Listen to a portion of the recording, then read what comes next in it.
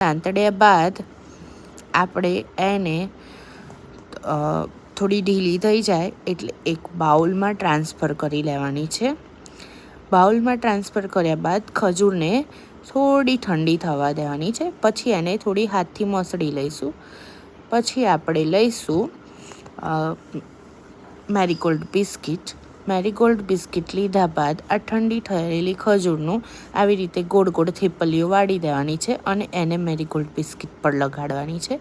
પછી ફરી એક મેરીગોલ્ડ બિસ્કિટ. એવી રીતે 3 મેં કર્યા છે. કોઈને 4 કરવા હોય તો 4 કરી શકે છે.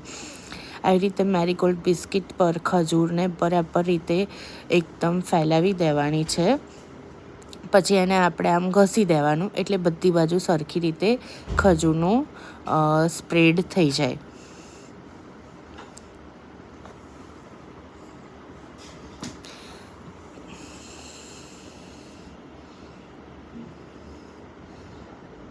ખજૂરના બિસ્કિટ બાળકોને બહુ જ ભાવે અને આ એક હેલ્ધી રેસીપી છે. ત્યારબાદ આપણે એને આવી રીતે